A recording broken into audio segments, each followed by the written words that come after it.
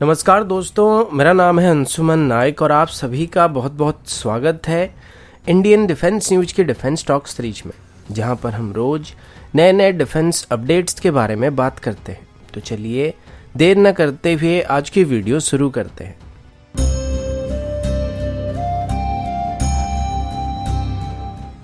आज की पहली अपडेट रोबोट्स को लेकर। पिछले महीने एक रिपोर्ट सामने आया था जिसमें ये बताया गया था कि चाइना की तरफ से अभी लद्दाख में और तिब्बत रीजन में वॉर रोबोट्स को लाकर डिप्लॉय किया जा रहा है और चाइना धीरे धीरे अपने ट्रूप्स के साथ लाइन ऑफ एक्चुअल कंट्रोल के करीब भी रोबोट्स को भी तैनात करने की कोशिश कर रहा है।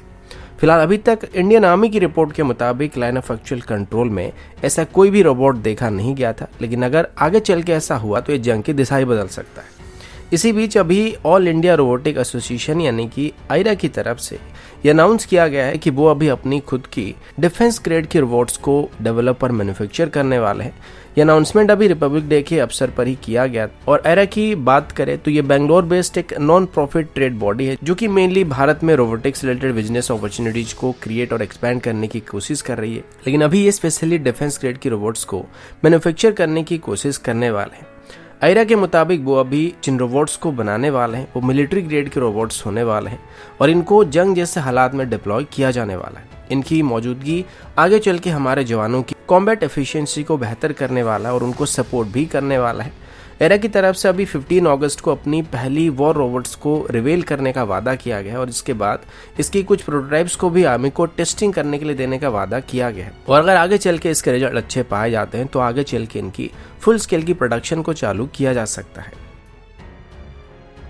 अगला अपडेट साब की तरफ से। आप सब जानते हैं कि एमएमआरसी टेंडर में साब की तरफ से अपनी ग्रिपेन को ऑफर किया गया था और पहले भी कई बार साब की तरफ से ग्रिपेन को भारत में पुश करने की कोशिश किया गया था। अभी तक साब की तरफ से इसकी कंप्लीट टेक्नोलॉजी को ट्रांसफर करने का भी ऑफर भारत को दिया गया था और अगर भारत एमआरसी टेंडर में ग्रिपेन को सिलेक्ट करता और इंडक्ट करता है तो आगे चल के वो भारत को ग्रिपेन की कंप्लीट टेक्नोलॉजी को ट्रांसफर करने के साथ साथ इसकी एक कंप्लीट इकोसिस्टम को भी भारत में बनाने का वादा कर चुके थे। लेकिन इसके बावजूद भी अभी तक भारत की तरफ से ग्रिपेन में कोई खास इंटरेस्ट दिखाया नहीं गया था, क्योंकि ये सेम तेजस MK2 स्टैंडर्ड का ही फाइटर होने वाला है तो इसको इंडक्ट करने से हमें कोई खास फायदा नहीं होने वाला है। पर अभी साब की तरफ से भारत को एक और ऑफर दिया जा रहा है और अभी साब की तरफ से अपनी एरियस इलेक्ट्रॉनिक वॉरफेयर सिस्टम को ऑफर किया जा रहा है। अब इलेक्ट्रॉनिक वॉरफेयर सिस्टम की बात करें तो इसे साब की तरफ से सबसे बेहतरीन इलेक्ट्रॉनिक वॉरफेयर सिस्टम कहा जाता है, जो कि दुश्मन की एंटी एक्सेस या एरियल डिनायल सिस्टम को धोखा दे सकता है और ये एक तरीके से इलेक्ट्रॉनिक बबल को क्रिएट करने वाला है जिसके अंदर जो भी एयरक्राफ्ट रहेंगे वो सभी दुश्मन की एयर डिफेंस सिस्टम या रडार से सुरक्षित रहने वाले हैं। इस इलेक्ट्रॉनिक वॉरफेयर सिस्टम की एक और खास बात ये होने वाली कि इसमें जो TR मॉड्यूल का इस्तेमाल किया आता है वो सभी गैलियम नाइट्राइड बेस्ड मॉड्यूल्स हैं जो कि बेहतर परफॉर्मेंस और कम पावर को कंज्यूम करते हैं और इनकी इफेक्टिवनेस सबसे ज्यादा होता है। अभी साब की तरफ से इसकी टेक्नोलॉजी को भी भारत को ऑफर किया जा रहा है और आगे चल के सेम टेक्नोलॉजी को वो भारत की तेजस MK2 और एमका के लिए भी ऑफर कर रहे हैं।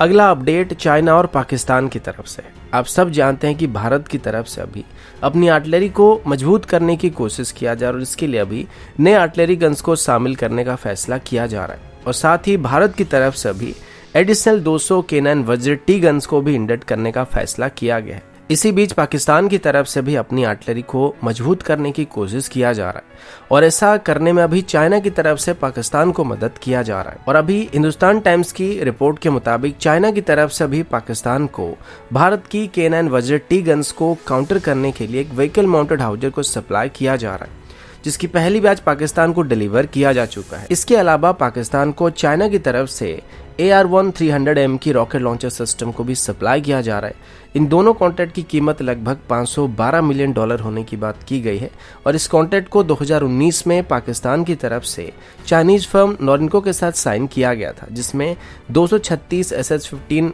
155M की आर्टिलरी गन के साथ AR-1 heavy rocket launcher system को भी खरीदने का फैसला किया गया था। इसके साथ पाकिस्तान की तरफ से अलग अलग टाइप की आर्टिलरी एमुनिशंस को भी चाइना से खरीदने के लिए डील को फाइनल किया गया था। अब डिटेल में तो इन गन्स की रेंज और इफेक्टिवनेस का कोई पता नहीं है, लेकिन चाइनीज क्लेम के मुताबिक इन गन्स की जो मैक्सिमम रेंज होने वाली वो लगभग 53 किलोमीटर तक होने वाली है और ये गाइडेड आर्टिलरी सेल की मदद से लगभग 53 किलोमीटर की दूरी तक स्ट्राइक कर सकते हैं। इसके अलावा यह भी सुनने को मिल रहा है कि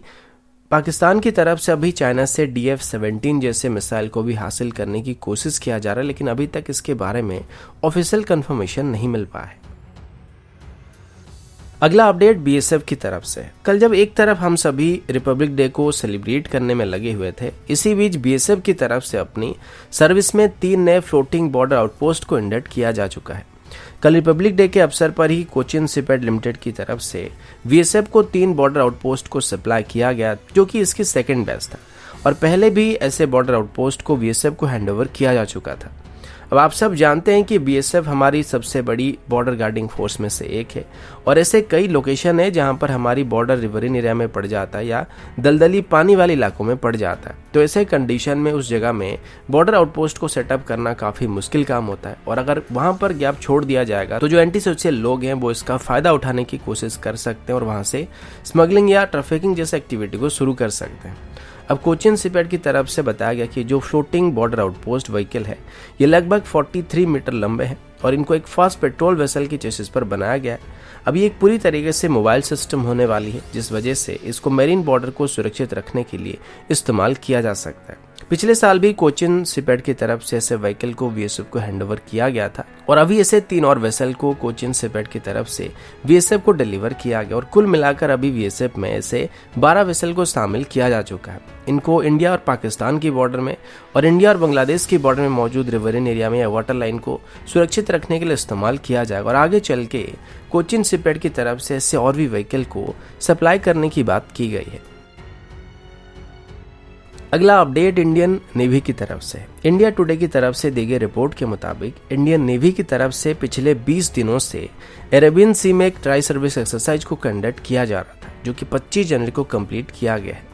इस एक्सरसाइज का नाम पश्चिम लहर बताया गया, और इसमें इंडियन नेवी के कम से कम 40 वॉरशिप्स और सबमरीन पार्टिसिपेट कर रहे थे। साथ ही इसमें इंडियन एयरफोर्स की तरफ से Su-30 MKI, जगुआर एयरक्राफ्ट और IL-78 जैसे टैंकर भी पार्टिसिपेट कर रहे थे, और इसके अलावा नेवी की तरफ से इसमें P-8I एयरक्राफ्ट, दोनों एयरक्राफ्ट और IL-38 एयरक्राफ्ट के साथ MiG-29 और UAVs पार्टिसिपेट कर रहे थे। इसमें इंडियन आर्मी की तरफ से भी अलग अलग यूनिट पार्टिसिपेट कर रहे थे, और इसमें आर्मी की तरफ से अपनी कोस्टल रीजन में अपनी एयर डिफेंस यूनिट को डिप्लॉय किया गया था। अब इसमें हमारी ट्राई सर्विस के अलावा इंडियन कोस्ट गार्ड को भी शामिल किया गया था। अब एक मॉडर्न डे वॉरफेयर में होने वाली सिचुएशन को ध्यान में रखकर इस एक्सरसाइज को कंडक्ट किया जा रहा था, जिसमें हमारे सभी आर्म फोर्सेस को और कोस्ट गार्ड की तरफ से अपना बेहतरीन प्रदर्शन दिखाया गया था। इस दौरान रियल वर्ल्ड कंडीशन में अलग अलग वेपन फायरिंग एक्सरसाइज को कंडक्ट किया गया था, साथ ही कॉम्प्लेक्स नेवल मैन्यूवर्स को भी परफॉर्म किया गया था,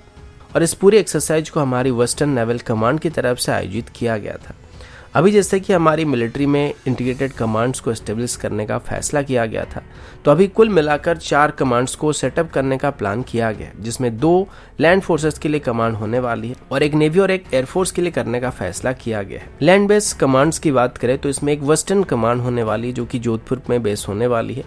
और इसका फोकस जो होने वाला है वो मेनली पाकिस्तान की तरफ ही रहने वाली है। और एक ईस्टर्न कमांड को भी सेटअप करने का प्लान किया जा रहा है, जिसकी बेस जो होने वाली है वो या तो कोलकाता में होने वाली है या फिर लखनऊ में सेटअप होने वाली है, और ये स्पेशली चाइना स्पेसिफिक कमांड होने वाला है। इसके अलावा एयर डिफेंस कमांड को जोधपुर में, गांधीनगर में या फिर प्रयागराज में सेटअप किया जाएगा, और मैरीटाइम कमांड को करवार में सेटअप करने का फैसला किया गया है। तो दोस्तों अभी के लिए इतना ही, मिलता हूँ आपसे अगले वीडियो में, तब तक के लिए जय हिंद, वंदे मातरम।